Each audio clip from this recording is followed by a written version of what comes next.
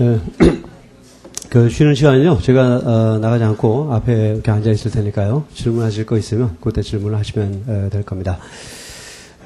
또 하나 이제 내일부터는 우리가 또 20분 일찍 시작을 하죠. 그러니까 내일은 좀 더 일찍 일어나셔서 오셔야 될 겁니다. 내일부터 8시 20분부터 시작하는 걸로 그렇게 하겠습니다.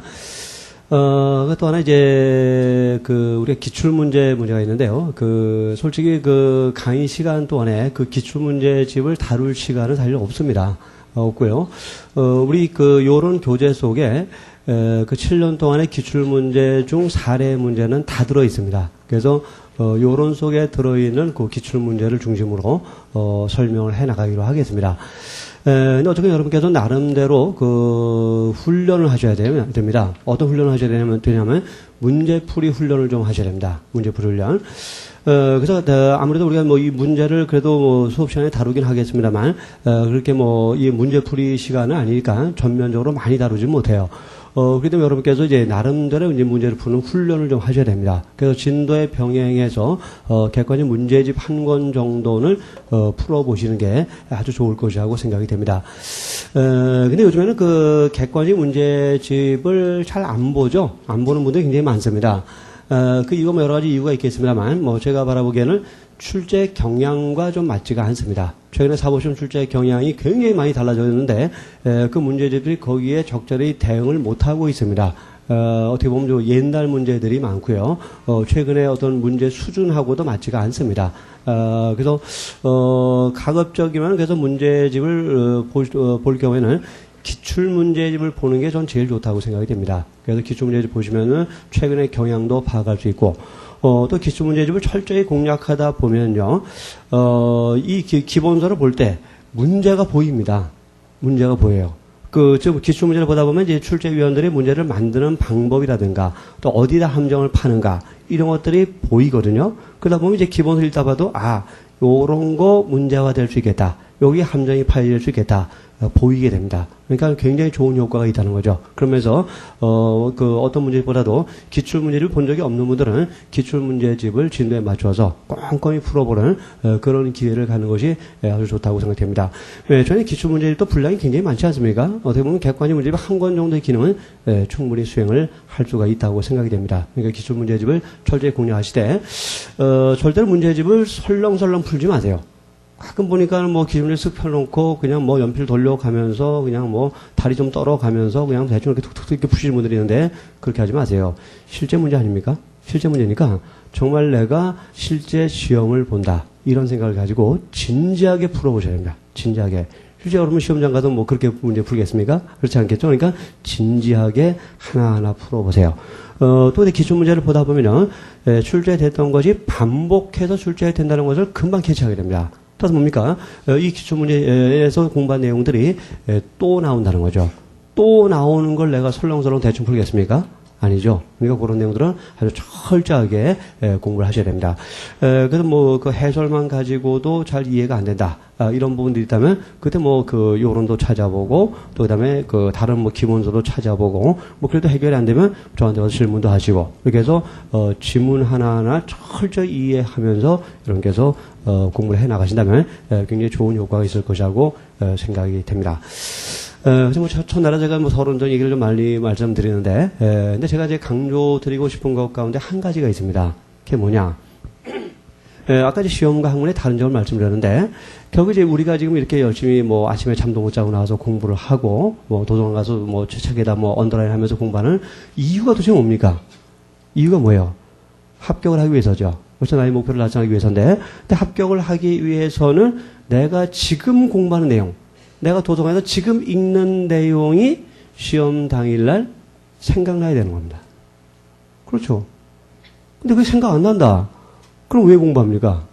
공부해도 생각 안 나고 안 해도 생각 안 나고 그럼 노는 게 낫죠. 그렇죠. 결국 공부하는 이유가 뭐냐? 시험 당일날 생각나도록 하기 위해서 공부하는 겁니다. 그렇죠. 여러분 읽다가 이거 시험 당일 생각 안 날 것 같아. 그럼 쓸데없는 공부한 거예요. 그걸 여러분이 생각하셔야 됩니다. 학문은 생각 안 나면 찾아보면 됩니다. 보고 하는 거니까, 학문을. 그렇죠? 근데 여러분이 시험장에 가서 찾아볼 수 있습니까? 그 말도 안 되는 소리죠. 그렇죠? 그 생각나게 해야 되는데, 그러니까 지금부터 여러분 항상 초점이 거기에 맞춰져 있어야 됩니다. 내가 공부하는 이 내용이 시험 당일날 생각날까? 이 문제입니다. 그러면서 이제 어떤 작업을 하셔야 되느냐? 아까 정리라는 작업을 제가 말씀드렸는데요. 우선 이 요론이라는 교재는 일단 정리가 되어 있는 책입니다. 정리가 되어 있는 책이기 때문에 언더라인을 할 필요는 없다고 생각이 됩니다. 대신 언더라인 대신 뭘 해야 되냐? 키워드를 여러분께서 표시해야 됩니다. 키워드. 우리 지난주에 2차 시험이 있었는데, 2차 시험을 준비하는 선배들의 모습을 혹시 옆에서 보신 적이 있다면, 대개 2차가 도대체 무엇을 요구하는지, 내가 또 어떻게 지금 공부해야 되는지가 그만 감이 잡힐 겁니다. 자, 그분이 나흘간 잠 거의 안 잡니다. 2차 시험 나흘간 지냈는데 거의 잠 안 자요. 그러니까, 오전에 그러니까 하루 종일 몇 시간 시험 보죠. 그렇죠? 시험 본다는 거 자체가 중노동입니다. 생각해 보세요. 하루에 4시간 시험 본다. 그럼 4시간 동안 결사적으로 써나가는 겁니다. 대단한 중노동이에요. 여러분이 평생 한 4시간 정도 전력을 다해서 써본 경험이 있습니까? 없을 거예요. 없을 겁니다. 근데 2차 시험장 그 과정을 거칩니다. 그래서 제가 몇 해 전에 이런 경우도 봤어요. 어떤 여학생의 경우입니다. 아주 몸매도 이렇게 좀 이렇게 갸냘프고 얼굴도 하얗고 파리한 어떻게 보면 좀 이렇게 좀 힘이 없어 보이는 그런 여학생이었어요. 2차 시험 보는데 이틀까지 시험 보고 탈진을 해버렸어요. 어떻게 탈진했냐? 체력이 안 따라주는 겁니다. 쓸 수가 없어요. 왜 쓸 수 없느냐? 봤더니 이 손등부터 이 어깨까지가 활 전체가 시퍼렇게 멍이 들어있어요. 왜 그랬을까요? 갑자기 운동도 안 하고 그러다가 그 하루에 4시간씩 이틀 동안 결사적으로 이렇게 힘주면 쓰다 보니까 이 근육이 마비돼 버린 겁니다. 움직이질 않아요. 그래서 쓸 수가 없어요. 그러니까 이틀날 그 시험 보고 저녁 때 와서 보니까 부모들이 와서 안마사박 불러오고 해가지고 밤새도록 이 근육을 풀어줍니다. 공부해야 되는데 공부를 못하고 지금 근육 풀고 있어요. 참, 그런 상황이라는 겁니다. 그 점을 여러분께 생각하셔야 되고, 또 그 다음에 그러고 나서 뭡니까? 하루 종일 4시간 동안 결사적으로 시험 보고 나서 저녁 때 가서 푹 쉽니까? 안 쉬어요. 못 쉬죠? 왜? 그 저녁 때 보지 않으면 그 다음날 시험장에 가서 생각이 안 납니다. 여러분, 이렇게 우리가 보통 이렇게 생각하죠. 그 사람들은 1차 시험에 합격한 사람들이다. 실력 있는 사람들이다. 또 1년 동안에 2차 시험 준비를 충실히 한 사람들이고, 역시 실력자들이다. 맞죠? 실력자들입니다. 아주 탁월한 사람들이에요. 뛰어난 사람들입니다. 근데 그럼 그렇게 실력이 있는 사람들이 왜 시험 당일날 잠 안 자고 책을 볼까요? 안 보면 목차조차 생각이 안 난다 그래요. 그 전날에 그렇게 보지 않으면 목차조차 생각이 안 난다고 합니다. 자, 목차가 생각나야 쓰죠. 목차 생각난다고 어떻게 할 겁니까? 못 써요. 수필 쓸 겁니까? 줄줄 이어서? 아니죠. 목차 탁탁 달아가면서 긍정절, 부정절, 절충절, 판례 태도, 결론 이렇게 탁 써나가야 되는데 목차도 생각이 안 나면 뭐 어떻게 쓰겠어요? 획지 낼 수밖에 없는 거죠. 대충 수필 쓸 수밖에 없는 거죠. 점수 나옵니까? 전혀 안 나오죠. 그렇죠? 그러니까 직전에 막 결사적으로 봐야만 목차 정도 생각이 난다는 겁니다. 그래서 쓸 수가 있다는 겁니다. 근데 그분들이 어떻게 공부하는지 아십니까? 그날 하루 4시간 시험 보고 와서 저녁 때 저녁 먹자마자 밤새도록 뭐 하냐? 책을 이렇게 넘깁니다. 착, 이렇게 넘기고 있어요. 뭐 하는 거예요? 목차 보는 겁니다. 목차하고 키워드입니다. 목차하고 키워드. 결국 여러분들을 합격시키는 어떤 뭐랄까요? 인도자라고 할까요? 시험장에 가서 결국 답안을 쓸 수 있게 하는 도구는 목차와 키워드입니다. 그죠? 직전에 그걸 보면 생각이 나요. 왜냐면 그동안 충분히 이해도 했고, 공부도 여러 번 했기 때문에 내용을 알고 있거든요. 내용을 파악하고 있어요. 근데 결국 뭡니까? 순서, 그러니까 목차, 요것만 기억하고 있으면 내용을 알기 때문에 쓸 수가 있어요. 근데 목차도 생각이 안 나면 쓸 수가 없습니다. 그래서 때문에 그분들이 나흘간 그렇게 하는 겁니다. 그러니까 보통 일반적인 수험생, 물론 다른 경우도 있겠습니다. 일반적인 수험생의 경우는 그 나흘간 시험 볼 때, 나흘간 통틀어서의 취침 시간이 10시간을 넘지 않습니다. 하루에 2-3시간 자고 버팁니다. 아주 초인적인 어떤 정신력과 체력을 요구하는 거예요. 여러분들 그걸 염두에 둬야 됩니다. 지금 여러분 힘들다 그러죠? 물론 힘들어요. 그러나 그거에 비하면 아무것도 아닙니다. 제가 이제 지난주에도 이제 어떤 2차 시험 준비하는 사람하고 잠깐 이제 만났어요. 그러니까 솔직히 사람 꼴이 아닙니다. 일단 꼴이 아니에요. 어떤 남학생인데 일단 뭐 머리 감은 지는 한 일주일쯤 된 것 같아요. 딱 보니까. 완전 머리가 떡이 돼 있습니다. 떡이 돼 있고, 뭐, 뒤에 까치집 한 몇 개 이렇게 딱 지어져 있고, 수염은 또 제가 뭐 언제 깎았니? 산적 같아요. 수염이 이렇게 길어가지고. 그냥 옷을 딱 하니까 내가 땀냄새가 팍 납니다. 안 갈아입어요.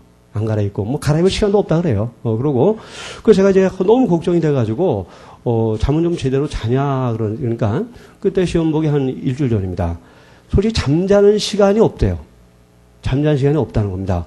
그렇다고 안 자는 거냐? 그렇지 않습니다. 자긴 잡니다. 근데 너무 할 거는 많고 시간은 없기 때문에 요 시간은 잠자는 시간이라고 뺄 수가 없답니다. 심리적으로. 요 시간은 자야지 뺄 수가 없대요. 왜냐면 그게 아까워가지고. 시간이 없어도. 그리고 어떻게 하냐 그랬더니, 책상 앞에 앉아가지고 책을 본다는 겁니다. 보다가 도저히 견딜 수 없을 정도로 졸음이 엄습할 때, 그땐 그냥 바닥에 툭 쓰러져 잔다는 겁니다.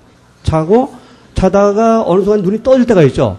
눈 떠지자마자 벌떡 일어나서 자식상에 앉아서 막 또 책을 보다가 도저히 또 견딜 수 없을 때 그냥 이렇게 탁 쓰러져 잤다가 일어났다가 솔직히 자기가 하루에 몇 시간 자는지도 모르겠고 언제 자는지도 모르겠대요.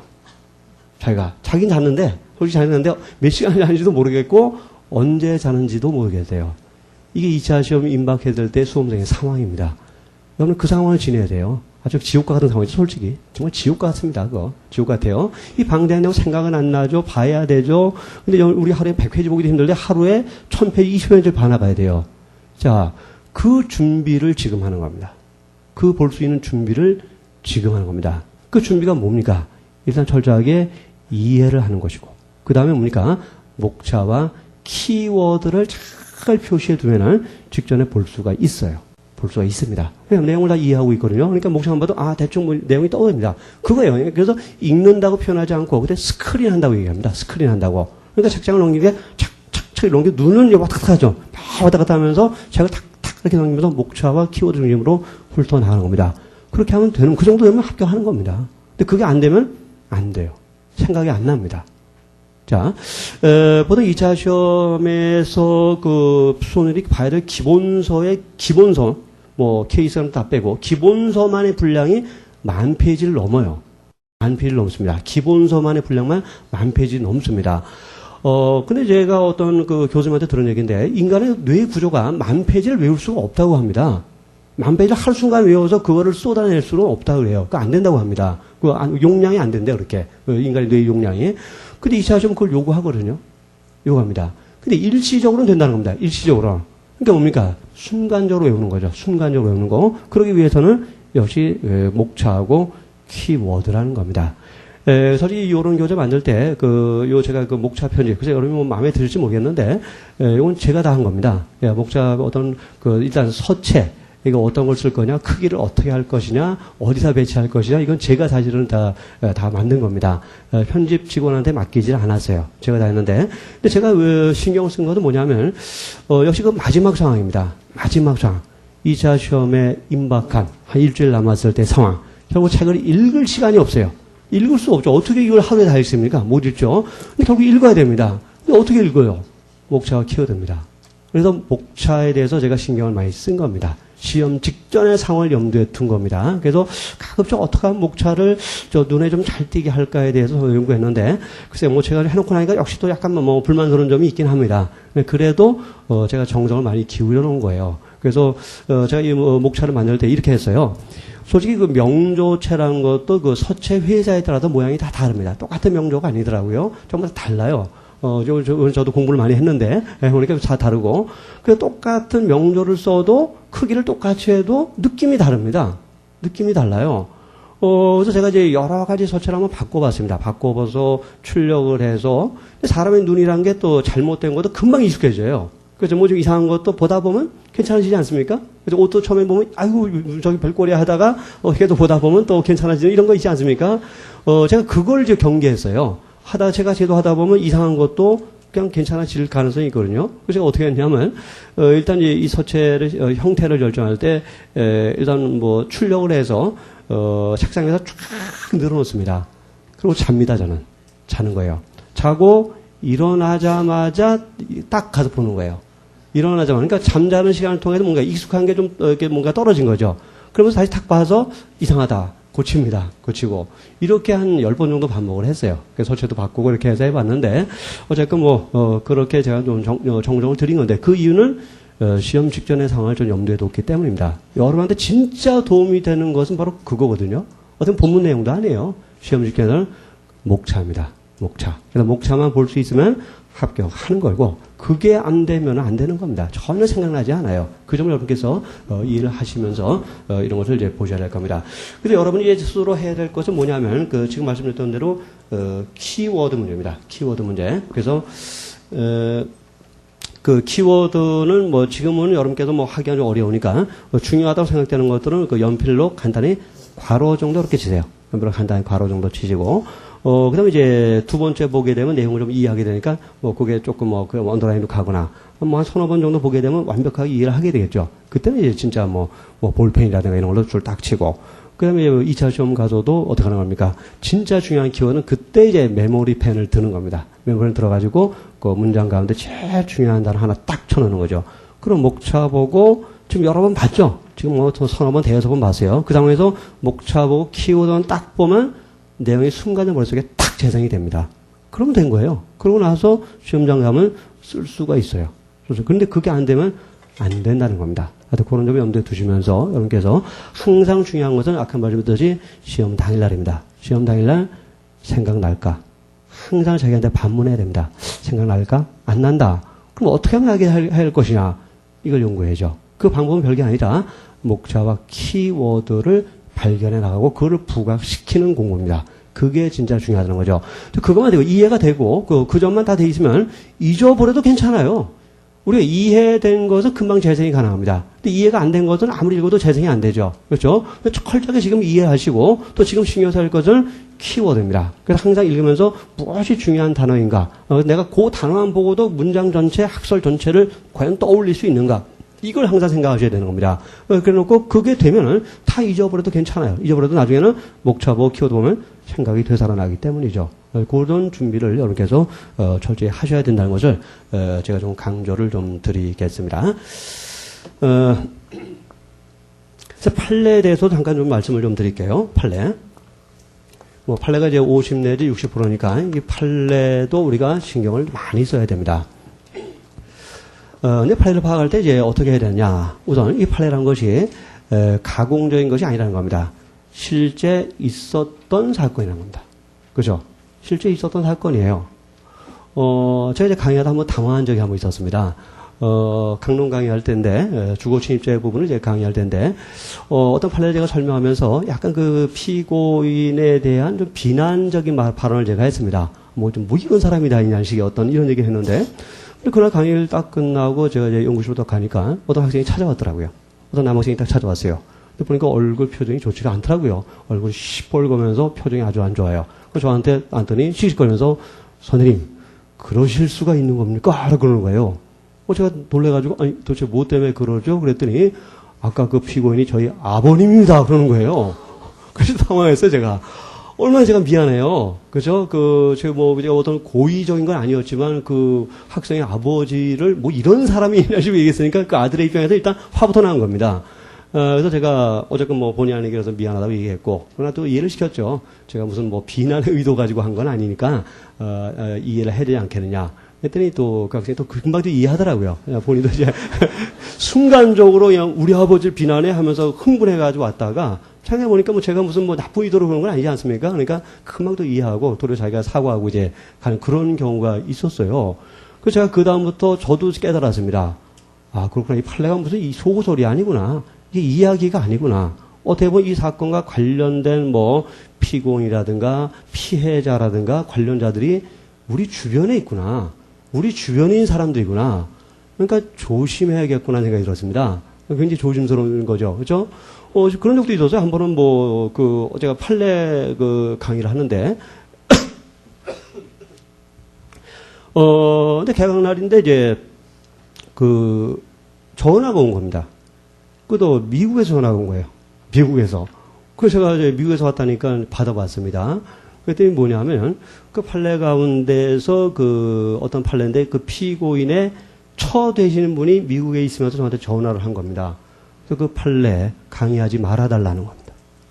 판례 강의하지 말아달라는 거. 왜? 자기네는 억울하다는 겁니다. 자기네는 그 죄를 안 졌는데 판례가 그렇게 나왔다는 겁니다. 어쨌든 억울하니까 그거 여러 학생들 앞에서 공개적으로 강의하는 거 정말 우리는 가슴 아픈 일이니까 강의하지 말아달라는 겁니다. 참 난처해요, 저는. 그 시험이 나거든요. 그죠? 어쨌든 뭐냐. 제가 말씀드리고자 하는 건 이겁니다. 그 판례라는 게 진짜 있었던 일이라는 겁니다. 솔직히 말해서. 그렇죠? 진짜 있었던 일. 여러분이 그저 어떤 소설책에서 보는 그런 일로 생각하시면 안 되고, 진짜 있었던 일이에요. 그 뭡니까? 어떤 일이 있었는가? 이걸 이제 파악해야죠. 이게 뭡니까? 사실관계 파악입니다. 보통 사안이라고 하죠. 사안이라고 하는데, 어떤 일이 있었는가를 정확하게 파악을 해야 됩니다. 여기서 파악할 때 기초가 되는 것은 뭐냐면, 일단, 행위자가 누구냐? 피고인이라고 말하죠. 피고인이 누구냐? 하는 문제를 이제 파악해야 됩니다. 가끔은, 피고인이 아닌 사람의 죄책을 갖고 막 끙끙거리는 분들이 있는데, 이건 잘못된 겁니다. 판례에서는 그 피고인의 죄책을 문제하는 거지, 그 이외의 사람을 일단 논외로 하는 겁니다. 그거 주의하시고. 두 번째 뭐냐? 이 행위자가 어떤 행위를 했느냐? 이걸 파악해야 된다. 쉽게 말해서 어떤 짓을 했느냐? 이걸 파악해야 된다. 또 그로 인해서 어떤 피해가 야기되느냐? 어떤 결과가 발생을 했냐. 일단 이게 기초입니다. 아주 기초예요. 아주 기초적인 거. 요걸 파악을 해야 됩니다. 파악을 해야 돼요. 아주 기본적인 내용이죠. 사실관계를 이제 파악을 해야 됩니다. 이제 사실관계 파악에서 주의할 점 뭐냐면요. 절대로 상상을 해서는 안 된다는 겁니다. 상상을 해서는 안 돼요. 자, 여러분이 재판할 때, 우리 나중에 법관이 되셔도 재판할 때인데, 상상에 재판할 수 없죠. 아마 피고인은 그랬을 거야 하면서 유죄 이렇게 할 수 있습니까? 절대로 그건 허용되지 않죠. 그래서 결국 이 사실관계라는 건 뭐냐? 상상의 어떤 사실관계 이게 아니라 논리적인 사실관계를 말하는 것이 아니라 결국 법원이 인정한 사실관계입니다. 법원이 인정한 사실관계. 예를 들어서 우리가 이제 고의 같은 것이 있는데 이 고의라는 것은 사람의 어떤 심리적 현상이죠. 심리적 현상이다 보니까 눈으로 볼 수도 없어요. 고의가 또 형체가 있습니까? 볼 수 없고 무게가 있는 것도 아니고 만질 수도 없는 거죠. 결국 고의가 있는지 없는지가 애매한 경우가 상당히 많습니다. 근데 결국 우리는 뭘 따라야 됩니까? 법원이 고의가 있다 그랬다면 있는 걸로 받아들여야 되고 고의가 없다 그랬다면 없는 것으로 받아들여야 된다는 거죠. 다시 말하면 법원이 인정한 사실관계를 넘어설 수가 없다는 겁니다. 이걸 주의해야 됩니다. 그래서 가끔 이런 질문을 하시는 분들이 있어요. 판례를 놓고 이거 고의가 인정돼야 맞는 거 아닙니까? 물론 그건 맞을 수 있어요. 그 고의가 인정되는 게 도리어 타당한 것 같은 그런 사건도 있습니다. 근데 법원이 고의가 없다 그랬으면 없는 거예요. 우리가 수사를 다시 할 수 있습니까? 우리가 재판을 다시 해요? 아니죠. 결국 법원이 뭐가 있다 그러면 우리는 있구나라는 걸 받아들이고 법원이 뭘 없다 그랬으면 없다는 걸 받아들이는 거. 이걸 중요해야 된다는 거죠. 그래서 여기서 이 사실관계는 어떤 상상적인 사실관계도 아니고 또 그다음에 절대로 판례 사실관계를 어떤 국어적인 문법적 의미로 해석하려고 하지 마세요. 가끔 보면 그걸 갖다 문법적으로 요 말이 요걸 수식하니까 요게 죄가 되고 이렇게 해석하는 분이 있는데 물론 그렇게 해석할 수 있겠지만 케이스는 물론 그렇게 해석을 해야 됩니다. 그러나 판례는 그렇지 않아요. 진짜 법원이 인정한 사실관계가 뭐냐 이게 중요한 거지. 그 판례 사실관계를 표현한 문장의 어떤 국어적 의미를 가지고 사실관계를 상상해서는 안 된다는 겁니다. 하여튼 그런 점을 여러분께서 주의를 하셔야 됩니다. 그래서 법원이 인정한 사실관계를 정확하게 파악을 해야 됩니다. 여기 급선무입니다.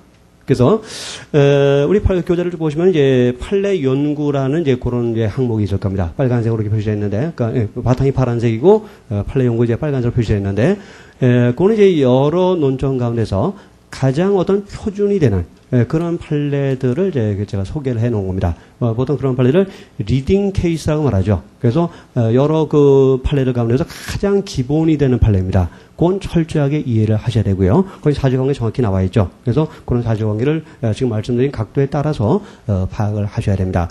그렇지 않고 보면 이제 판례 정리라는 항목에 따라서 이렇게 쭉 나열해 놓은 판례가 있는데, 그것도 제가 약간 기술적으로 이제 배열을 했습니다. 우선 거의 색깔이 다를 거예요. 파란색으로 된 경우도 있고 빨간색으로 된 경우가 있는데, 그 판례 정리라는 항목에서 좀 넘겨보시면, 우선 피고인에게 유리한 결론이 난 판례는 그 파란색으로 표시했습니다. 파란색으로. 그래서 판례 정리라는 항목을 말씀드리는 겁니다. 그래서 파란색으로 했고, 피고인에게 불리한 결론을 인정한 판례는 빨간색으로 이렇게 표시를 했어요. 그러니까 이것도 여러분이 최종적으로 정리할 때 좀 도움이 될 수 있을 것이라고 생각이 됩니다. 그래서 판례 정리 항목은 뭐 리딩 케이스는 아니지만 출제가 가능한 그런 판례들을 제가 쭉 나열해 놓은 건데 거기서도 주로 이제 사실관계는 제가 고딕으로 일단 표시해 놨습니다. 사실관계. 그 판례 정리에서 사실관계 고딕으로 표시해 놨으니까 그 사실관계를 그 고딕으로 내은 거를 참고하시면서 파악을 하셔야 됩니다. 그럼 두 번째로 중요한 게 뭐냐?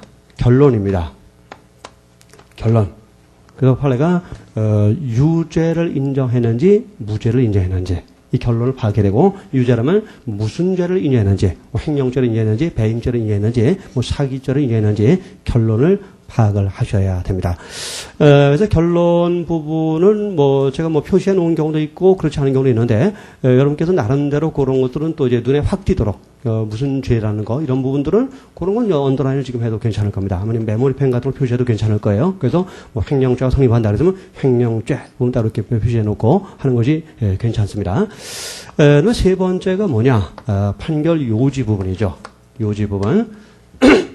이 요지는 뭐냐면 결국 이 결론이 나온 어떤 근거를 말하는 겁니다. 결국 우리 대법원은 이러한 근거를 통해서 이러한 결론을 내렸다는 거죠. 그래서 이런 결론이 나오게 된 그때는 어떤 근거를 요지에서 법원이 설명을 하고 있는 겁니다. 그래서 요지를 중시해야 된다는 건 아까 설명을 좀 드렸습니다. 그래서 요지를 그 기본서 문장이라고 생각하셔야 돼요. 기본서 본문 내용이라고 생각하셔야 됩니다. 왜냐하면 기본서 본문이 나오는 경우보다 요지 문장이 나오는 경우가 훨씬 많기 때문입니다. 그래서 요지 부분 여러분께서 신경을 좀 쓰시고 중요한 단어들 특히 이제 거기서 중요한 그 단어 가운데 약간 뭐 그 긍정, 부정, 뭐 있는, 없는 이런 표현들을 주의를 하셔야 됩니다. 그래서 문제를 슬쩍 그렇게 만들고 있죠. 있는을 없는으로 바꿔놓고 다음에 틀린 것을 이렇게 물어보고 있습니다. 그러니까 말바꾸기 문제에 대처하기 위해서 그 단어 하나하나 표현 하나하나 긍정적인 표현이냐 부정적인 표현이냐 이런 것들 신경을 쓰시면서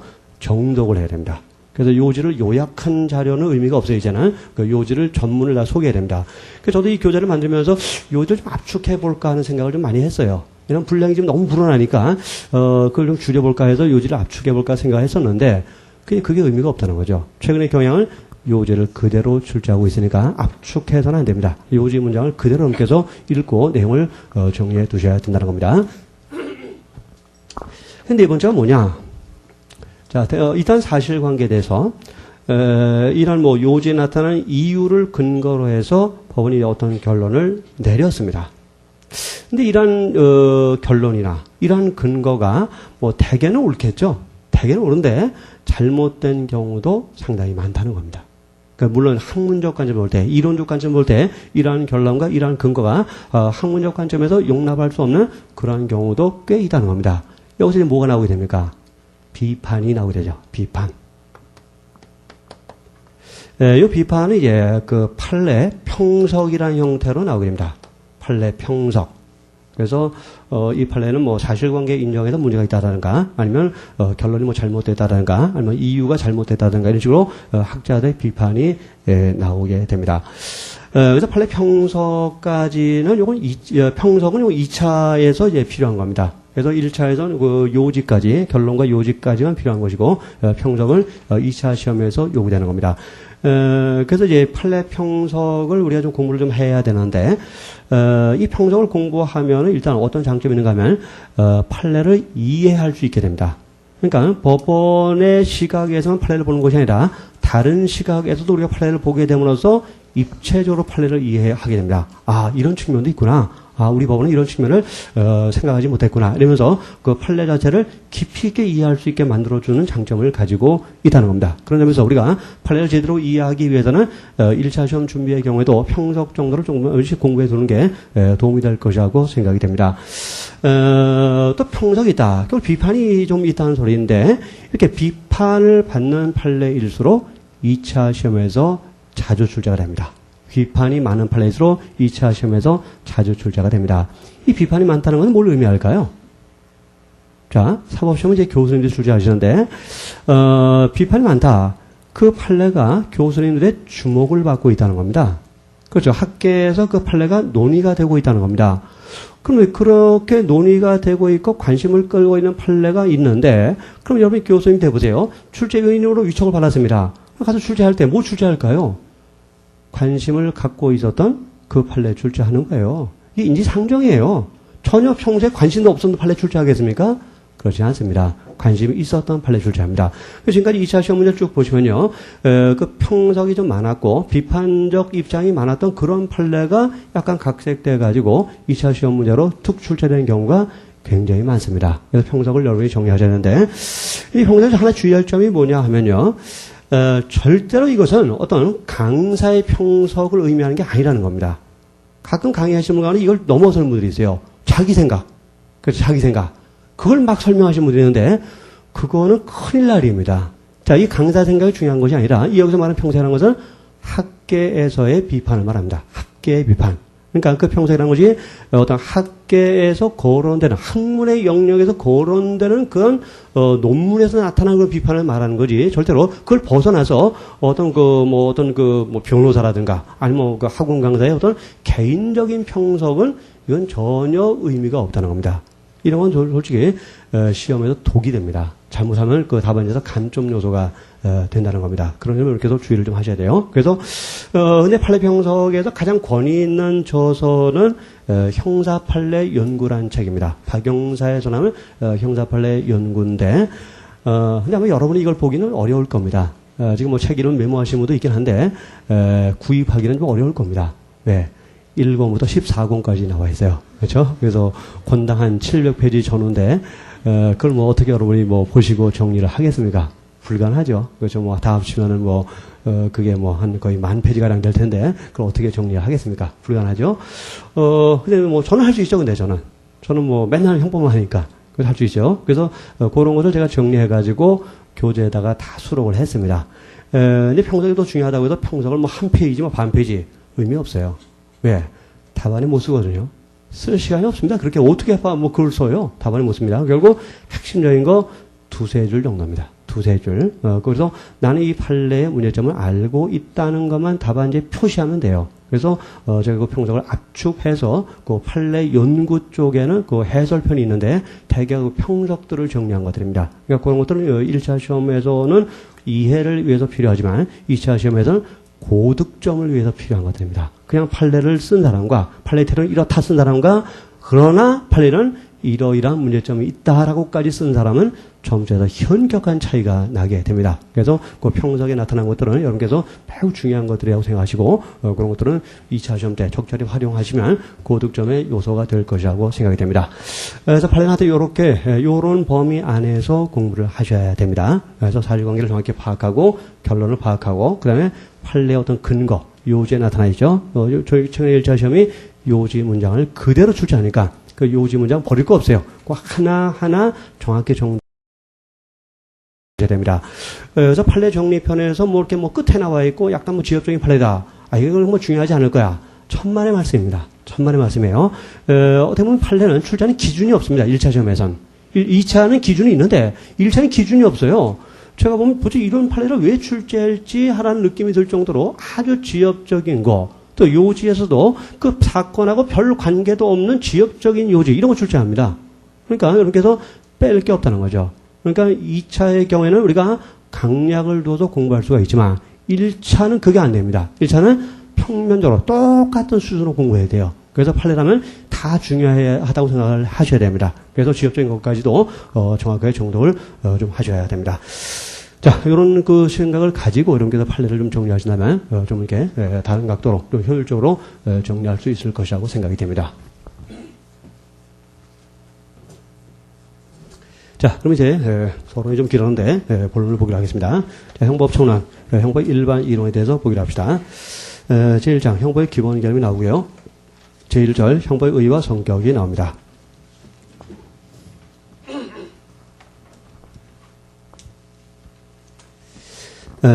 법학은 이제 의의나 개념 같은 걸 매우 중시하죠. 그래서 이제 개념, 의의 이런 것을 우리가 잘 파악을 해야 됩니다. 그래서 우리는 뭐 답안을 쓸 때도 제일 먼저 써야 될 게 개념이죠. 의의입니다. 그렇죠. 그 개념이 생각 안 나면 답안을 진행할 수가 없어요. 개념을 못 썼는데 어떻게 답안을 쓸 수가 있겠습니까? 그래서 개념이라는 것은 언제나 우리가 중시해야 되는 것들입니다. 그래서 아직 내가 뭐 뭘 외워야 될지, 뭘 외우지 말아야 될지 잘 모르는 경우가 있는데, 몰라도 무조건 외우면 좋은 게 있습니다. 그게 뭐냐? 개념입니다. 개념, 의, 이런 것들은 내가 내용을 모를지라도 일단 외워두면 굉장히 도움이 됩니다. 가끔 어떤 분은 뭐 개념 노트라는 걸 따로 만들어서 이렇게 외우고 다니시는 분이 있는데 참 좋은 태도라고 생각됩니다. 그래서 개념만 알고 있으면 답안을 시작할 수가 있어요. 왜냐하면 처음부터 개념부터 시작하기 때문이죠. 근데 개념이 생각난다. 진행을 못해요. 개념 안 쓰고 안에 내용 쓸 수 있습니까? 못 쓰죠. 그러면서 개념 같은 것은 내가 내용을 잘 몰라도 무조건 외워야 될 것이다. 무조건 정확하게 알아야 될 것이다. 이렇게 생각하시면 됩니다. 자, 그럼 형법이 뭐냐? 자, 형법 개념을 한번 잡아보게 합시다. 형법이라는 범죄 성립 요건과 그에 대한 법적 효과로서의 형사 죄제를 규정한 법규의 종체를 말합니다. 여기서 말하는 형사 죄제는 형벌과 보완 처분을 말합니다. 물론 주된 효과는 형벌이죠. 보완 처분은 보충적이면서 부수적인 법적 효과가 되는 겁니다. 그래서 그 현행형법은 그 형벌 위에 보완 처분도 규정을 하고 있습니다. 형법 전속에 보완 처분까지 나타나 있다는 겁니다. 이걸 규정하고 있는 것이 이제 형법이라는 법인데, 자, 형법 개념이란 그 말 속에서 우린 중요한 두 가지 단어를 추출해낼 수가 있습니다. 첫째가 뭘까요? 첫째는 요건이란 말입니다. 요건. 성립 요건. 또 하나 뭐냐? 법적 효과란 말입니다. 요건과 효과. 자, 이건 법학에서 아무리 강조해도 지나치지 않은 아주 중요한 단어죠. 자, 모든 법은 나름대로의 법적 효과를 규정하고 있습니다. 그렇죠? 자, 민법도 법적 효과를 규정하고 있고 형법도 법적 효과를 규정하고 있어요. 자, 민법, 이래서 뭐 이러이러한 요건을 갖추면 소유권이 인정되는 효과가 발생하고 또 이러한 요건을 가지면 뭐 손해배상 책임이 인정되는 법적 효과가 발생하게 되는 거죠. 마찬가지예요. 우리 형법도 일정한 요건과 또 법적 효과를 규정하고 있는 겁니다. 그래서 형법은 이러한 요건과 효과를 규정하고 있는 겁니다. 그럼 형법이 규정하고 있는 법적인 효과는 무엇일까요? 그게 바로 형사제재라는 겁니다. 자, 형사제재 주된 내용은 형벌이라고 그랬죠. 자, 보완 처음도 있지만 주된 내용은 형벌이라는 겁니다. 그래서 형사제재, 법적 효과의 주된 것은 결국 형벌이라는 겁니다. 자, 형벌이 뭡니까? 형벌을 너무 피상적으로 쉽게 생각해 버리는 경우가 있습니다. 그러나 이게 굉장히 중요한 문제라는 겁니다. 이 형벌, 예를 들어서 뭐 우리 형벌하면 그 기본도 생각나는 게 사형 같은 것이 있죠. 사형. 자, 사형을 당하는 사람의 입장에 한번 대보시기 바랍니다. 자, 사형이라는 게 무엇으로 느껴집니까? 내 목숨 뺏는 거예요. 자, 이게 무슨 아무리 사형이라는 걸 그럴듯하게 표현할지라도 사형을 당하는 사람의 입장에서 뭐로 느껴집니까? 고통이죠. 공포의 대상이죠. 그렇죠? 극심한 고통과 해악과 공포밖에 아니라는 겁니다. 그럼 뭐냐? 이 형벌이 갖고 있는 가장 본질적인 것은 뭐냐? 해악이라는 겁니다. 고통이라는 겁니다.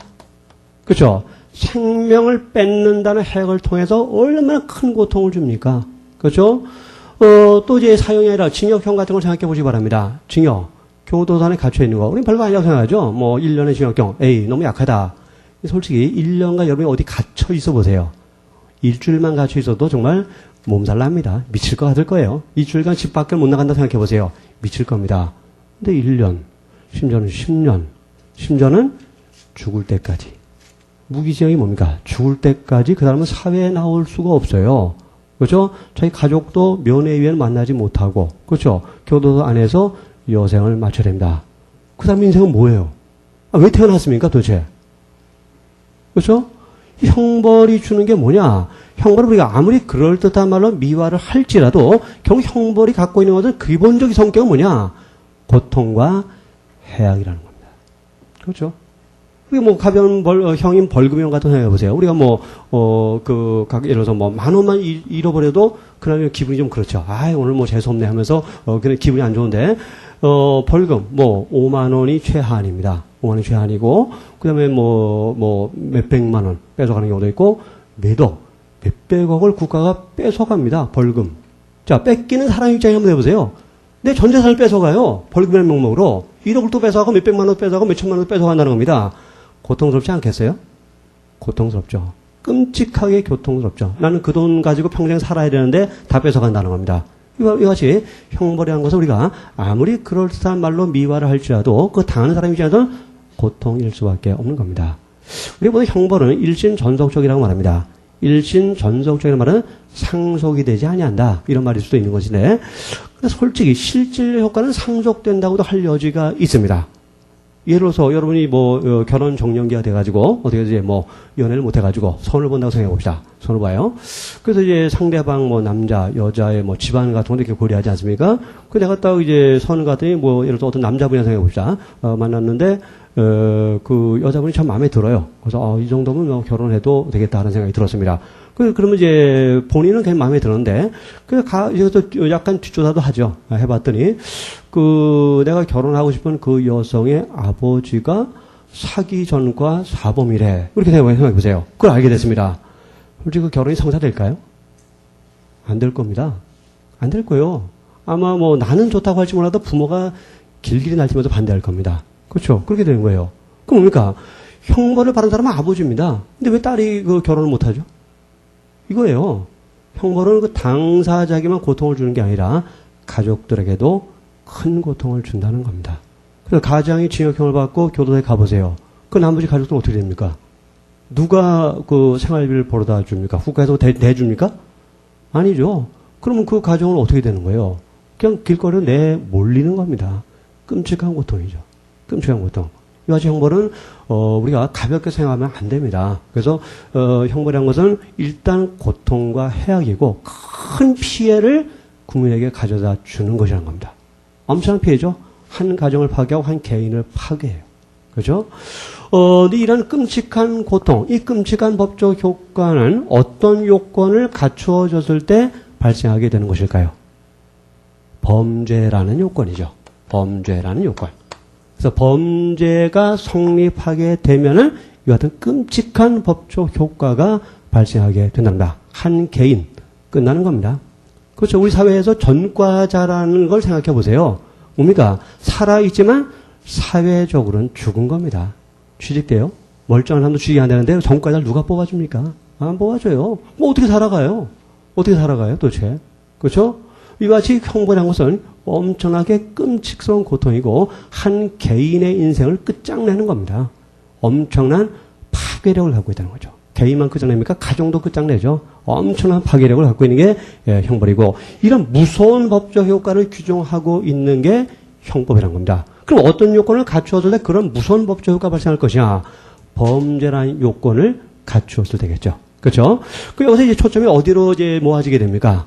그러면 이 끔찍한 법적 효과는 범죄란 요건을 갖추었을 때 발생하게 되는 것인데, 그럼 범죄의 성립 요건이 뭐냐? 여기 이제 초점이 모아지게 되죠. 그래서 이 범죄 요건을 다루는 부분을 범죄론이라고 말하고요. 그 다음에 효과로서 형사 제재를 다루고 있는 부분을 형벌론이라고 말합니다. 자, 그래서 우리 바로 전 페이지를 넘겨봅시다. 파란색으로 된 거, 총론 제1편, 형법의 일반 이론이 되는데 또 한 페이지 전으로 넘어가 보세요. 빨간색이 나오죠. 형법 총론. 형법 총론은 총 3개의 편으로 구성되어 있습니다. 제1편이 형법의 일반 이론이고, 그리고 서론이고, 그게 뭡니까? 제2편이 범죄론, 제3편이 형벌론. 뭡니까? 형법 총론은 뭘 설명하고 있죠? 범죄와 형벌을 설명하고 있다는 겁니다. 근데 어디에 초점이 맞춰져 있습니까? 범죄 쪽에 초점이 맞춰져 있다는 거죠. 그래서 이 범죄론이 형법 총론에서 한 95% 이상의 비중을 차지하게 되는 겁니다. 그래서 우리가 한 달 내내 우리는 뭘 공부하게 되느냐? 범죄란 무엇이냐? 이걸 공부합니다. 어떤 요건을 갖추었을 때 범죄가 성립할 것이냐? 이걸 공부하게 된다는 거죠. 그래서 그러한 요건이 갖추어졌다면 이 형벌이란 끔찍한 어떤 고통스러운 법적 효과가 발생하게 된다는 겁니다. 한 개인이 사회적으로 완전히 파괴되는 이런 법적 효과를 우리가 인정을 하게 된다는 겁니다. 자, 이 점을 생각하시면서 우리가 범죄론의 것을 공부를 하셔야 될 겁니다. 이것은 범죄와 형벌을 규정하는 법규의 총체를 우리가 형법이라고 말하는 겁니다. 이제 범죄와 형벌은 주로 어디에 들어있느냐? 자, 형법이란 이름을 가진 법률 속에 들어있는데 이 형법이란 이름을 가진 법률을 뭐라고 부릅니까? 형법전이라고 그러죠. 형법이라는 이름을 가진 법률입니다. 이 형법전을 우리가 보통 협의의 형법이라고 말하고 또 이것을 형식적 의미의 형법이라고도 말합니다. 자, 근데 주의할 점은 이 협의 형법, 즉 형법전 속에는 범죄 및 형벌과 관련이 없는 것들도 들어있다는 겁니다. 즉 형사소송법적인 내용이나 또는 형집행 등과 관련된 내용도 들어있다는 겁니다. 자, 그 이해는 기억해 두시는 게 좋습니다. 저는 친고죄의 고소, 이것이 형법전에 규정되어 있지만 이 고소는 소추 조건입니다. 자, 소추 조건이라는 소리, 우리가 나중에 상세히 공부하겠습니다만, 이거는 공소 제기의 유효 요건을 말하는 것이고, 따라서 이것은 형법적인 조건이 아니라 형사소송법적인 조건입니다. 근데 이 형법 속에 이게 들어와 있다는 겁니다. 뭐 게다가 양해 조건 등도 마찬가지죠. 이것이 범죄와 형벌과는 관련이 없는 것들도 협의 형법, 그 형법전 속에 들어와 있다는 겁니다. 그래서 협의 형법을 우리가 형식적 의미의 형법이라고도 하는데 형식적 의미의 형법이 언제나 범죄나 형벌만 담고 있는 것은 아니다라는 걸 주의를 하셔야만 됩니다. 근데 범죄와 형벌이라는 것이 있고 형법전에만 들어있는 것은 아니죠. 그래서 형법이라는 이름을 갖고 있지 않을지라도 범죄와 형벌을 규정하고 있는 법도 상당히 많습니다. 이로써 뭐 국가보안법, 자, 형법이라는 이름을 갖고 있지 않지만 죄와 형을 규정하고 있고 뭐 폭력행위 등 처벌에 관한 법률 뭡니까? 이것이 형법의 이름을 갖고 있지 않지만 범죄와 형벌을 규정하고 있죠. 그래서 이와 같이 이름이 형법이든 아니든 간에 그 명칭과 형식을 불문하고 범죄와 그에 대한 법적 효과로서 형벌과 보완 처분을 규정한 모든 법 규범을 한꺼번에 부를 때 이것을 광의의 형법이라고 부릅니다. 또 실질적 의미의 형법이라고도 말합니다. 물론 이 속에는 협의의 형법도 포함되고 또는 특별 형법도 포함되고 또 행정 형법도 포함되고 각종 법률의 형사처벌 규정도 포함이 되는 겁니다. 그래서 그 이름 여하를 불문하고 범죄와 형벌을 규정한 모든 법 규범의 총체를 광의의 형법 또는 실질적 의미의 형법이라고 말하는 겁니다. 그래서 형법학의 연구 대상은 광의의 형법입니다. 그래서 우리가 형법전만이 형법학 연구 대상인 것이 아니라 이 광의 형법이 형법 연구 대상이 된다는 겁니다. 그래서 시험 범위도 협의 형법만이 아니라 광의 형법까지 시험 범위가 됩니다. 근데 주의할 점은 1차 시험에서는 지금까지 거의 협의 형법에서만 나오고 있습니다. 특별법을 묻는 문제는 1차 시험에서 나오지 않고 있어요. 근데 2차 시험 가서는 그렇지 않습니다. 2차 시험에서는 이 광의 형법, 특별 형법까지도 우리가 공부를 해야 됩니다. 그래서 그 강론 쪽에 가면 특별형법을 각주로 소개를 해놨는데요. 그 내용도 그냥 넘기면 안 되고 꼼꼼히 정독을 하시면서 이런 특별법이 있다는 것도 이해하면서 넘어가야만 됩니다. 자, 그럼 이제 질서위반법이라는 개념을 보게 합시다. 질서위반법. 이 질서위반법이라는 것은 경미한 행정법규 위반 등 질서위반 행위에 대해서 질서벌의 일종의 범죄금이나 과태료 부과 등을 규율하는 법체계를 말합니다. 예를 들어서 어떤 사람이 길을 가다가 길거리에다가 침을 뱉었다고 생각해 봅시다. 그래서 뭐 차를 운전하다 보면 가장 기분 나쁜 게 앞서간 사람이 창문 탁 열고 침 탁 뱉는 겁니다. 뒤에 가는 사람 참 기분이 안 좋아요. 그렇죠? 근데 그건 뭡니까? 전부 경범죄처벌법 위반이 됩니다. 그렇죠? 근데 어쨌건 그것도 이제 반사회적 행위라고 말할 수 있죠. 반사회적 행위라고 말할 수 있고, 근데 반사회적 행위라고 말할 수는 있지만 그에 대해서 형벌을 과한다는 것은 너무 과하다는 느낌이 들죠? 그렇죠? 형벌을 과한다는 게 너무 과합니다. 그래서 침 뱉으면 뭐 징역 1년이면 너무 좀 과심하지 않습니까? 그렇죠? 그렇다고 완전히 처벌을 안 할 수는 또 없겠죠. 그렇죠? 이게 뭡니까? 형벌을 과한다는 것은 너무 과중하고 완전히 또 처벌 안 할 수도 없는 뭔가 범죄보다는 좀 가벼운 그런 어떤 반사적 행동에 대해서 뭔가 제재를 가할 필요가 있을 텐데 이럴 때 적용되는 법률을 질서위반법이라고 말합니다. 그래서 형벌을 가하는 것은 너무 과장하고 그렇다고 불가을 하기에는 그것도 사회적으로 타당치 않고 그래서 이 범죄보다는 좀 약한 경미한 이러한 반사적 행동에 대해 반사적 행위를 규율하는 법 체계를 우리가 보통 질서위반법이라고 말합니다. 요새 등장하는 문제가 이 질서위반법과 형벌을 어떻게 구별할 것이냐 하는 문제가 생기게 되는데요. 이에 대해서 형식설과 실질설이 대립을 보이고 있습니다. 자, 형식설. 자, 무엇을 가지고 형법과 질서위반법을 나누는 입장인가 하면 제재의 종류를 가지고 나누는 입장입니다. 제재 종류가 형법이 규정하고 있는 형벌이라면 그 형법으로 보고, 제재 종류가 형법이 규정하고 있는 형벌이 아니라 뭐 과태료라든가 뭐 이런 것이라면 이걸 질서위반법으로 보자는 게 형직설의 입장입니다. 그러나 이 형처는 어떤 문제가 있는가 하면 이 국회의원들이 입법을 할 때 이 형법과 질서위반법의 차이점을 명확하게 알고 제재의 종류를 규정하고 있는 게 아니라는 겁니다. 약간 주먹구구식으로, 그래서 형벌을 규정해야 될 것을 과태료로 규정하기도 하고 또 과태료로 규정해야 될 것을 형벌로 규정하기도 한다는 겁니다. 그래서 제재 종류를 가지고 형법과 질서위반법을 구별하는 것은 타당치 않다는 겁니다. 그래서 결국 실질적인 성격을 가지고 구별하자는 게 현재 우리 다들의 입장인데, 결국 법익에 대한 위험의 정도가 중하다면 그에 대해서는 형벌을 가야 되고, 자, 법에 대한 위험의 정도가 가볍다면 그에 대한 질서위반법을 적용해야 되고, 또 사회 이론적인 책임 비난의 정도가 중하다면 형법을 적용해야 되고, 그것이 약하다면 질서위반법을 적용해야 된다는 견해. 이걸 실질설이라고 하는데, 이 견해가 타당하다고 할 수가 있습니다. 이게 실질설에 따르면 어떤 형법의 적용 대상이 되는 범죄 행위든 질서위반법의 적용 대상이 되는 질서위반 행위든 반사회적 행위라는 점에서는 질적으로 같습니다. 자, 침뱉는 행위나 남의 물건을 훔치는 행위나 반사적 행위라는 점에서는 질적으로 같다는 겁니다. 다만 어떤 차이가 나는 것일까요?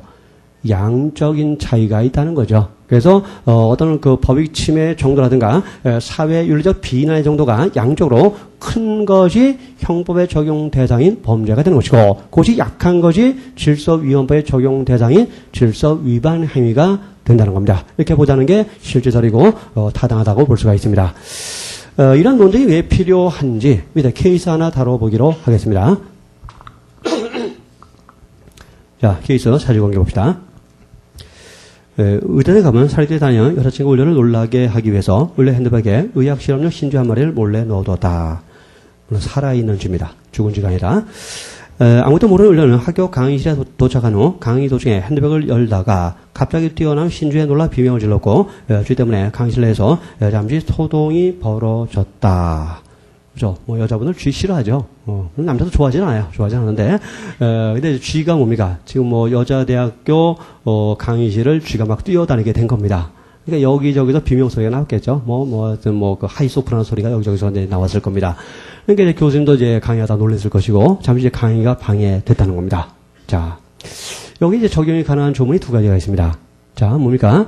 이 쥐를 통해서 강의를 방해했는데, 이 사립대학교에서의 강의는 형법상으로는 업무로 평가됩니다. 업무를 방해했죠. 형법상 업무방해죄로도 처벌이 가능하고요. 이것이 또 경범죄 처벌법의 적용도 가능합니다. 그 사례 해설에 나와 있는데, 경범죄 처벌법 1조 12호를 보면은 이러한 내용이 있습니다. 다른 사람 또는 단체의 업무에 관하여 못된 장난 등으로 이를 방해한 자도 처벌한다. 다른 사람의 업무를 못된 장난으로 방해해도 경범죄 처벌법 위반으로 처벌하겠다는 겁니다. 그럼 이 사건에 대해서 형법상의 업무방해 규정을 적용하는 게 타당할까요? 아니면 경범죄 처벌법상의 그 업무방해 규정을 적용하는 것이 타당할까요? 여기서 이제 형법과 질서위반법의 이제 구별이 문제가 되는 것인데, 자, 우리가 실질설에 따라서 판단해 봅시다. 실질설. 자, 이 학생의 행동, 자, 업무 방해로 봐야 됩니까? 아니면 못된 장난으로 봐야 됩니까? 못된 장난으로 보는 게 더 옳겠죠. 한마디로 어떤 강의를 방해할 위험의 정도라든가, 아니면 어떤 그 비난의 정도가 좀 뭡니까? 범죄에 이르렀다고 보기는 좀 어렵다는 거죠. 좀 심한 장난을 친 거죠. 그래서 아직 범죄에 이를 정도는 아니고 법익 침해에 대한 정도라든가 또는 비난의 정도가 범죄에 이르지는 못했다는 걸 알 수 있겠죠. 이럴 때는 형법상의 업무방해죄로 처벌하기보다는 경범죄 처벌법상의 업무방해로 처벌하는 것이 훨씬 타당한 어떤 그 형벌권 행사라고 볼 수가 있게 된다는 겁니다. 그래서 이때는 경범죄 처벌법 위반으로 처벌하는 것이 타당합니다. 자, 그런데 이거를 형식설을 가지고 접근해버리면은 구별이 좀 어려워지게 됩니다. 자, 형식설은 형법과 질서위반법을 어떻게 구별하는 입장이었습니까? 제재의 종류를 가지고 구별하는 입장이었죠. 제재 종류가 형법상의 형벌이라면은 형법을 적용하고, 그렇지 않으면 질서위반법을 적용하자는 것인데, 근데 우리 형법상 그 경범죄 처벌법도 형법상의 형벌을 규정하고 있습니다. 뭐 벌금, 과료, 전부 형법상의 형벌이에요. 그러면 이 형식설에 따르면 형법도 형법이고 경범죄 처벌법도 형법인 겁니다. 그럼 이 사건에 대해서 형법을 적용해야 될 것인지 아니면 질서위반법인 경범죄 처벌법을 적용해야 될 것인지에 대한 기준을 제시할 수가 없게 된다는 거죠. 그런 점에서 우리가 실질설이 더 타당하다고 할 수 있는 이유를 여기서도 찾을 수가 있는 겁니다. 하여튼 이러한 행동이 업무 방해의 위험성의 정도라든가 또는 비난의 정도를 고려해 볼 때 아직 범죄까지 이뤘다고 보기는 어렵다는 거죠. 그렇다면 경범죄 처벌법을 적용해서 가볍게 취급하는 것이 타당한 형벌권 행사의 방법이라고 할 수가 있는 겁니다. 이런 케이스가 나왔다면 여기 이제 형법과 질서위반법의 구별에 관한 학설이 문제가 되는 것이고 이때보다 다수의 입장에 실질설에 따라서 결론을 내려서 법에 대한 위험의 정도가 약하다. 또 사유리적 비난의 정도도 범죄에 이를 정도로 강하지 않다. 따라 이때는 질서위반법인 경범죄 처벌법을 적용하는 것이 타당하다고 결론을 내려주면 되는 것입니다. 자, 형법의 의의에 대해서 봤고요. 형법의 성격에 대해서 보기로 하겠습니다. 법 체계적으로 볼 때 우리가 공법과 사법을 나눈다면 형법은 공법의 성격을 갖게 됩니다. 요즘이 민법과 다른 점이죠. 민법은 사법인데 형법은 공법의 성격을 갖게 됩니다. 자, 왜 공법이냐? 이 형법이라는 것은 개인과 개인 간의 문제를 다루는 법이 아니라는 겁니다. 국가의 공적인 형벌권의 행사와 관련된 법이기 때문에 이것은 공법관계의 성격을 갖게 되고 따라서 형법은 사법이 아니라 공법의 성격을 갖게 되는 겁니다. 간혹 이제 형법을 공부하면서 그 민법적인 사고를 가지고 형법을 생각하시는 분들이 간혹 있더라고요. 저한테 이제 뭐 민법상의 뭐 사무관리라든가 뭐 또 계약에 관한 논리를 가지고 민법상으로 이러니까 형법도 이래야 되지 않겠습니까? 라고 질문을 하신 분이 종종 있는데 그건 잘못된 겁니다. 논리가 잘못된 겁니다. 왜 그럴까요? 민법은 사법이에요.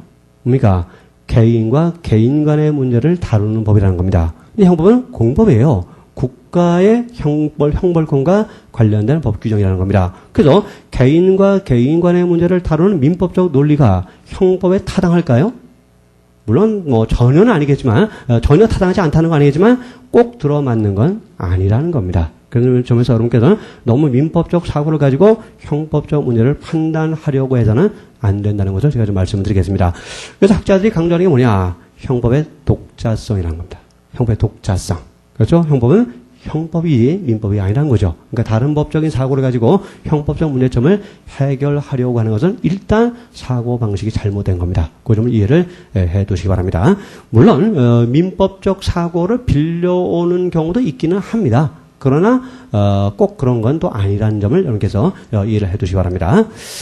우리가 법이라는 것을 입법법, 행정법, 사법법으로 나눈다면 이 형법은 재판에 적용되는 법으로서 사법법의 성격을 갖게 됩니다. 또 법을 실체법과 절차법으로 나눈다면 형법은 실체법의 성격을 갖게 됩니다. 자, 실체, 절차 이런 말이 앞으로 자주 나오는데 실체가 뭡니까? 실체가 뭐예요? 실체의 실체가 뭘까요? 실체는 뭐냐? 재판의 대상을 말합니다. 재판의 대상. 물론 이때 재판은 형사재판을 말하겠죠. 형사재판의 대상이 바로 실체입니다. 그래서 형사재판의 대상을 우리는 실체라고 표현합니다. 그 형사재판의 대상이 또 뭡니까? 너무나 쉬운 내용이죠. 여러분이 이제 합격을 하셔서 형사법관이 됐습니다. 자, 그래서 형사사건을 재판할 때 여러분이 관심을 갖는 게 뭡니까? 이 재판에서 법관이 여러분이 결정해야 될 게 뭡니까? 두 가지입니다. 첫째가 뭐죠? 유죄냐, 무죄냐. 이 결정해야죠. 유죄냐, 무죄냐 결정해야 되죠. 결국 이 사람이 범죄를 범했는가, 범하지 않는가. 이게 바로 형사재판의 대상이고, 그게 실체입니다. 자, 간단히 요약하면 뭐죠? 범죄. 그렇죠, 범죄. 이게 실체입니다. 그렇죠, 형사재판의 대상이고, 또 이 사람이 유죄라면, 자, 범죄를 범했다면, 자, 형사법관은 또 두 번째로 뭘 결정을 해야 됩니까?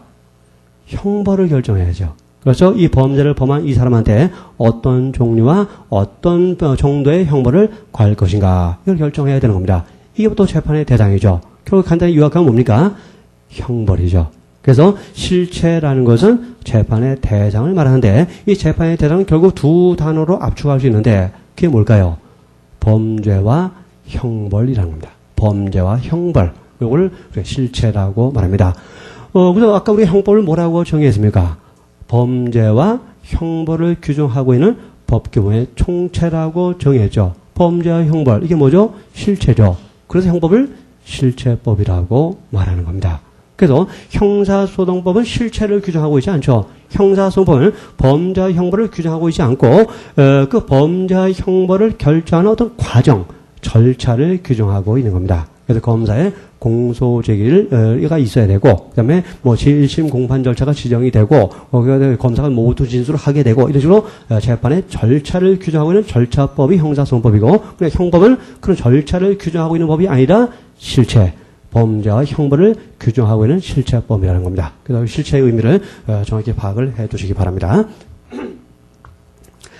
형법의 규범적 성격을 봅시다.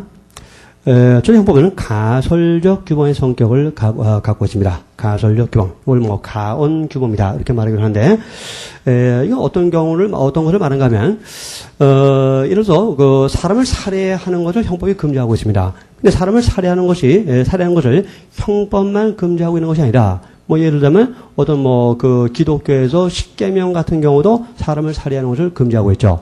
자, 형법도 살인을 금지하고 있고, 십계명도 살인을 금지하고 있는데, 그 형법하고 종교 규범의 십계명하고 살인을 금지하는 방법이 어떻게 차이가 날까요? 자, 종교 규범이나 도덕 규범 같은 것은 명령적입니다. 또 단언적입니다. 어떻게 되어 있습니까? 십계명 보면 살인하지 말지니라 이렇게 되어 있죠. 뭡니까? 명령하는 겁니다. 또 단언적이에요. 자, 뭐가 빠져 있습니까? 살인을 하면은 어떻게 되는가? 효과가 빠져 있어요. 무조건 하지 말라는 겁니다. 근데 우리 형법 250조 1항도 살인을 금지하고 있는데 형법 250조 1항은 어떻게 살인을 금지하고 있습니까? 거기도 국민들은 살인하지 말지니라 이렇게 하고 있습니까? 아니죠. 사람을 살해한 자는 사형, 무기 또는 5년 이상의 징역에 처한다라고 규정하고 있어요. 저 십계명과 다른 게 뭡니까? 살인을 금지한다는 형까지 같아요. 근데 뭐가 다르죠? 살인을 할 경우에 법적 효과까지 규정하고 있다는 겁니다. 그래서 형법은 사람을 살해한다는 것을 가정해 놓고, 자, 가설을 세워놓고 만약에 사람을 살해한다면 사형, 무기, 5년 이상의 징역으로 처벌하겠다고 법적 효과까지 규정하고 있다는 점에서 이런 형법 규범의 성격을 가언적 규범이다 또는 가설적 규범이다 또는 가언 규범이다 이렇게 말하는 겁니다. 그래서 명령적이면서 단언적인 형태를 취하고 있는 종교 규범이나 도덕 규범과 구별되는 그 성격 중 하나가 이 가설적인 형태를 띠고 있다는 겁니다. 자, 뭐 별로 중요한 내용은 아닙니다. 그 차이가 있다 이 정도만 알아두시면 됩니다. 또 형법은 평가 규범의 의사 결정 규범의 성격을 갖습니다. 이 내용은 매우 중요한 내용입니다. 매우 중요한 내용이에요.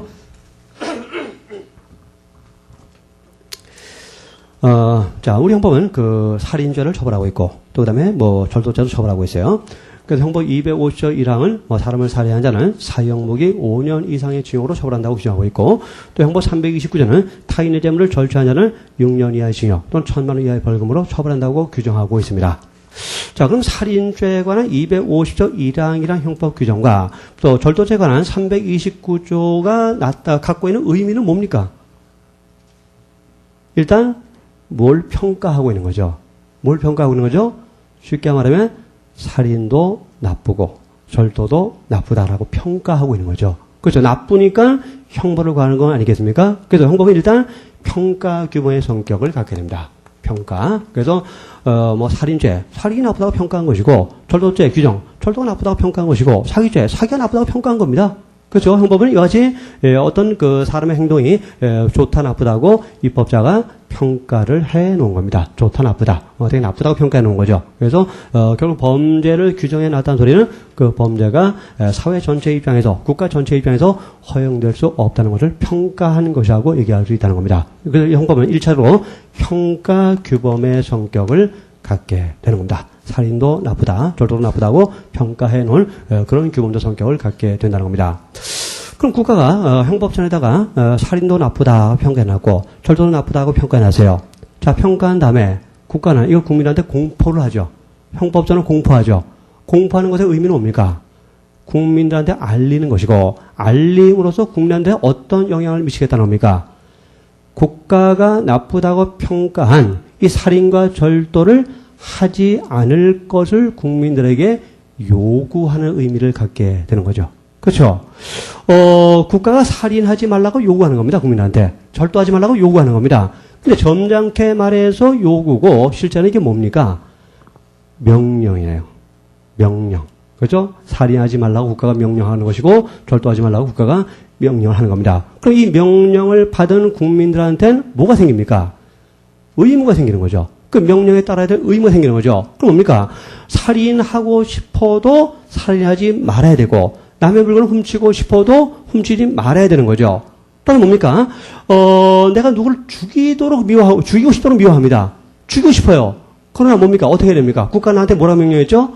살인하지 말라고 명령했으니까 나는 어떻게 의사결정해야 됩니까? 살인하지 않는 쪽으로 의사결정해야 되고 내가 지금 돈이 필요합니다. 근데 옆 사람이 100만 원 갖고 있어요. 훔치고 싶어요. 그래 국가는 나한테 뭐라고 명령했습니까? 절도하지 말라고 명령했죠. 그럼 나는 어떻게 결정을 해야 됩니까? 훔치지 않는 쪽으로 의사결정을 할 수밖에 없는 거죠. 결국 형법은 개인에게는 어떤 의미를 갖게 됩니까? 의사결정 규범의 성격을 갖게 된다는 거죠. 쉽게 말하면 국가가 나쁘다고 평가한 행위를 나쁘다고 평가하는 범죄를 의사결정하지 않아야 되는 의무를 나는 갖게 된다는 겁니다. 이런 측면에서 우리가 객관적으로 형법이라는 것은 평가 규범의 성격을 갖게 되지만 주관적으로 의사결정에 있어서는 하나의 의사결정의 기준으로서 작용을 하게 된다는 겁니다. 이것을 의사결정 규범 또는 줄여서 결정 규범이라고 말하게 되는 겁니다. 근데 평가 규범의 성격도 있고 결정 규범의 성격도 있는데 자, 이 가운데 평가 규범이 형법의 제1차적 성격입니다. 기억하셔야 돼요. 결정 규범이 1차적 성격이 아니라 평가 규범이 1차적 성격입니다. 당연한 얘기죠. 평가가 먼저 있어야 평가된 행위를 의사결정하지 않을 것을 요구할 수 있게 되는 겁니다. 아무것도 평가되지 않았는데 어떻게 의사결정을 요구할 수 있겠습니까? 그래서 평가가 우선이기 때문에 평가 규범이 논리적으로 의사결정 규범 성격보다는 선제하게 된다는 것. 그것도 대단히 중요한 내용이 되는 겁니다. 그럼 또 형법은 또 행위 규범이 재판 규범의 성격을 갖게 됩니다. 그래서 일반 국민들에게는 행위 규범의 성격을 갖게 되겠죠. 그러나 법관을 비롯한 사법 관계자들에게는 재판할 때 하나의 기준이 됨으로써 재판 규범의 성격을 갖게 된다는 겁니다. 별로 중요한 내용은 아닙니다. 하여튼 평가 규범 및 결정 규범적 성격을 이해하는 것이 매우 중요하다는 겁니다. 사실 평가 규범이 결정 규범적 성격에서는 그 범죄와 형벌을 바라보는 형법의 어떤 기본적인 시각의 차이가 거의 반영이 되어 있습니다. 자, 그 점을 한번 생각해 보기로 합시다. 자, 우리가 범죄를 생각해 봅시다. 범죄. 자, 가장 전형적인 범죄로서 살인죄를 한번 생각해 봅시다. 살인죄. 일단 우리가 이 사태를 이제 객관적으로 바라본다면 뭐가 보이죠? 시체가 보이죠? 시체가 보였다. 뭡니까? 사람의 생명이 침해됐다는 거죠. 어떤 결과적 측면이 보입니다. 결과적 측면. 그래서 사람이 죽었다. 생명이 침해됐다. 이런 결과적 측면이 보이고 근데 이런 사람이 죽었다는 결과는 무엇으로 인해서 발생하게 된 겁니까? 행위를 통해서 발생하게 된 거죠. 그래서 좀 뒤로 돌아가 보면 살인 행위가 보이는 겁니다. 자, 이것이 범죄라는 것은 행위와 결과로 구성이 되어 있는 게 원칙이죠. 그래서 살인 행위를 통해서 사망이라는 결과를 이야기하게 되는 거죠. 그래서 하여튼 범죄는 기본적으로 행위와 결과로 구성이 되어 있는 겁니다. 그래서 범죄는 이렇게 두 측면으로 나눠지다 보니까 자, 이 범죄에 대응하는 것이 형법인데 형법의 성격도 행위적 측면에 착안한 성격이 있을 것이고 또 결과적 측면에 착안한 성격이 있겠죠. 이 결과적 측면에 착안한 성격이 뭐냐? 바로 평가 규범이란 성격입니다. 그래서 뭡니까? 사람의 생명을 침해했다는 결과, 이 결과를 형법은 나쁘다, 위법하다고 평가를 해 놓았다는 겁니다. 근데 행위적 측면에 착안한 성격이 뭐냐? 바로 결정 규범적 성격입니다. 결정 규범. 그래서 그 사람은 뭡니까? 칼로 찌르는 살인 행위를 했는데 이 살인 행위의 원인은 또 뭐였을까요? 사람을 살해하겠다는 의사를 결정했기 때문이죠. 그러니까 사람을 살해하겠다는 의사를 결정하고 그 다음에 그걸 살인 행위로 실천에 옮긴 거죠. 그렇죠. 그래서 바로 행위에서 근본적인 것은 사람의 의사이기 때문에 그에 차관한 형법의 성격이 의사결정규범적 성격이 된다는 겁니다. 그래서 하여튼 이것이 범죄는 행위와 결과 측면 나눌 수 있고 그래서 결정규범적 성격은 행위 측면에 차관한 형법의 성격이고 평가규범적 성격은 결과 측면에 차관한 형법의 성격이 된다는 거. 그 점을 좀 이해해 주시기 바랍니다. 여기서 하나 좀 보충 설명을 좀 드릴 게 있는데 이 행위란 말 이게 형법상으로는 참 다양한 의미로 사용이 되고 있습니다. 행위란 말. 그래서 반드시 한 의미만 갖는 것이 아니기 때문에 이 다양한 의미의 구체적 의미는 여러분이 문맥을 통해서 이해를 할 수밖에 없습니다. 자, 살인죄라는 것의 진행 과정을 한번 생각해 봅시다. 일단 뭐부터 시작할까요? 살인의 결심부터 시작하겠죠. 내가 죽일 거야. 결심, 죽이자. 뭡니까? 어떤 그 범죄 결의죠. 결의. 이걸 이제 우리는 보통 고의라고 표현하기도 합니다. 자, 결에서 시작하는 겁니다. 내가 을을 죽여야지라고 갑이 결심했어요. 그럼 이제 갑이 어떡합니까? 좋다. 내가 칼로 찔러 죽이자. 그럼 이제 칼을 집어서 을을 찌르는 행동이 나오겠죠. 그렇죠? 그래서 어떤 그 행동, 거동이라고 해봅시다. 찌르는 행위. 찌르는 행위라고 말할 수 있겠죠. 그때 을은 이제 피를 쏟으면서 쓰러져서 죽어버린 겁니다. 뭡니까? 어떤 결과겠죠. 그 범죄는 일단 범죄를 결심하고 그다음 외적인 행동을 통해서 어떤 결과를 또 이야기하게 되는 이런 식으로 범죄가 진행이 된다고 말할 수 있습니다. 그 여기서 어떤 것을 우리가 행위라고 부를 수가 있을까요? 우선 우리가 행위란 말을 가장 넓은 의미로 사용한다면 이 결국 살인죄라는 범죄죠. 이게 살인죄라는 범죄인데 이 살인죄라는 범죄 자체를 우리가 행위라고 부르기도 합니다. 예를 들어서 그런 의미는 일상적으로도 많이 사용되는데 신문 기사 같은 거 보면 가끔 범행이라는 표현을 씁니다. 범행. 자, 범행. 뭡니까? 범행의 동기 이런 말 쓰지 않습니까? 그 뭡니까? 범행이라면 범죄 행위란 말을 줄여서 범위라고 표현한 거거든요. 그래서 그때 말하는 범죄 행위에서 행위는 이 범죄 자체를 말하는 겁니다. 이 전체를 그냥 행위라고 부르는 겁니다. 행위란 말이 가장 넓은 의미로 사용될 때는 바로 범죄 자체를 지칭하는 의미로 사용되기도 한다는 겁니다. 근데 또 행위란 말을 좀 이제 좁게 사용한다면은 어떤 걸 이제 포괄하느냐? 요 두 가지. 요걸 포괄해서 행위라고 표현하기도 합니다. 행위라고 표현하는데 우리 강론에 가면은 이제 구성 요건을 이제 분석해 보면 항상 이렇게 나오죠. 행위 주체, 행위, 또 결과 이렇게 표현되어 있습니다. 근데 강론에서 말하는 행위는 뭘 말할까요? 요걸 말합니다. 찌르는 행위. 강론에서 행위는 그 외부적인 동작을 말합니다. 외부적인 동작, 칼로 찌르는 행위, 기망하는 행위, 이런 행위를 말하는 건데, 근데 총론에서 행위란 말은, 이 찌르는 동작, 외부적 동작보다도, 요 의사, 이 결의에 더 중점이 두어진 말로 사용됩니다. 저거 좀 주의해야 돼요. 그래서 총론에서 행위란 말은 어떤 외적인 동작보다도 외적 동작의 원인으로서의 사람의 내부적인 어떤 의사, 결심, 이걸 지칭하는 의미로 주로 사용됩니다. 그 점을 주의해야 돼요. 그래서, 우리 나중에 행위 반가치, 행위 불법, 이런 말을 이제 공부하게 될 텐데, 그때 말한 행위는 신체 동작에 중점이 두어져 있는 말이 아닙니다.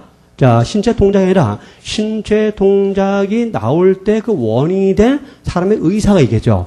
의사의 80%, 90% 정도 중점이 두어져 있는 말로 사용된다고 있다는 겁니다. 그래서 총칙에서의 행위는 주로 외적 동작보다도 외적 동작의 원인으로서의 의사의 중점이 두어진 말로 사용되고, 이것이 각 측에 가서는 내적인 의사는 빼고 외적 동작만 지칭하는 의미로 사용되고, 이렇게 서로 다르다는 거죠. 그러니까 그래서 행위란 말이 나올 때마다 어떤 의미로 사용됐는지는 문맥을 통해서 파악할 수밖에 없는 겁니다. 그러니까 한 단어가 반드시 한 의미만 가질 것이라고 오해하시면 안 됩니다. 자, 그런 점 우리 나중에 또 계속 공부를 하게 될 겁니다. 우리가 영어 사전 같은 거 찾아봐도 그렇죠. 한 단어가 의미가 한 가지만 있습니까? 아니요, 의미가 굉장히 많지 않습니까? 때로는 한 페이지 정도 의미가 나오지 않습니까? 때로는 한 단어가 상반된 의미를 갖기도 하죠. 마찬가지예요. 형법도 그렇다는 겁니다. 한 단어가 여러 가지 의미를 갖게 되고 상반된 의미를 갖는 경우도 있으니까 그런 것을 그때 문맥을 통해서 이해를 좀 하셔야 될 겁니다. 그래서 제가 지금 이렇게 설명했죠. 이 결정규범적 성격은 행위에 대응하는 형법의 기본적 성격이다. 이렇게 설명을 하는데, 그럼 여기서 말하는 행위는 뭘 말합니까? 자, 외적 동작을 말합니까? 외적 동작의 원인으로서의 범죄 결심을 말합니까? 이걸 말하는 겁니다.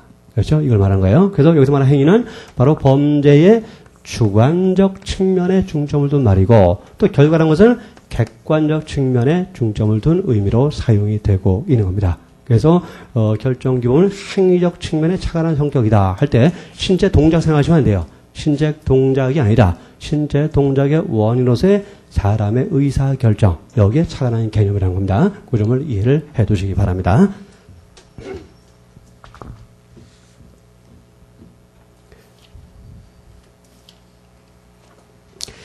이 평가규범과 이제 결정규범이 또 어디에서 또 한번 등장하게 되는가 하면 위법성의 평가 방법에서 또 한번 등장을 하게 됩니다. 라고 한번 찾아보겠습니다. 자, 257페이지 한번 보세요.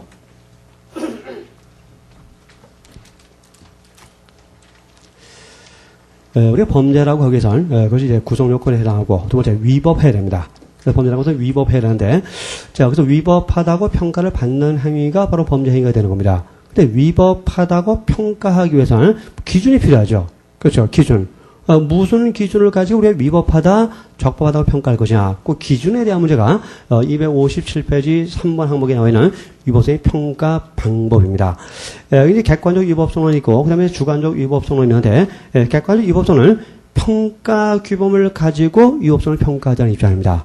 반대로 주관적 위법성은 평가 규범이 아니라 의사 결정 규범을 기준으로 위법성을 평가하자는 입장입니다. 그래서 형법 규범 성격이 평가 규범이냐 아니면 의사 결정 규범이냐, 이 문제는 위법성의 평가 방법하고도 연결이 된다는 것을 우리가 이해를 해야 됩니다. 근데 우리 평가 규범의 성격과 의사 결정 규범의 성격이 있는데 어떤 것이 논리적으로 선제한다 그랬죠? 평가가 선제한다 그랬죠. 왜?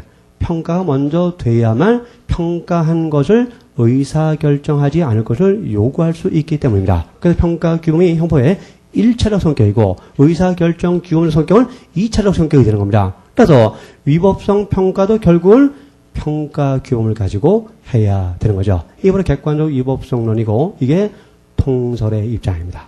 그렇죠? 그래서 형법의 규범적 성격에서 평가 규범적 성격이 형법의 1차적 성격이라는 것이 결국 위법성 평가 방법에까지 영향을 주고 있다는 것, 그 점을 이해를 해주시면 됩니다. 자, 다시 처음으로 돌아옵시다. 7페이지. 그래서 형법 규범적 성격에서 여러분이 주의해야 될 것은 그 평가규 및 결정 규범적 성격이라는 겁니다. 그거 그래서 바라본 시각이 다르다는 거. 그래서 범죄에서 객관적 측면, 외부적 측면을 중시하는 입장에서는 평가 규범적 성격을 중시하게 되는 것이고, 반대로 범죄에서의 내부적 측면, 주관적 측면, 어떤 의사적 측면을 중시하는 입장에서는 의사 결정 규범을 중시하게 된다는 겁니다. 그런 두 가지 시각의 차이점이 있다는 것을 이해를 하시면 됩니다. 그럼 잠깐 쉬었다가 형법의 기능을 또 보기로 하겠습니다.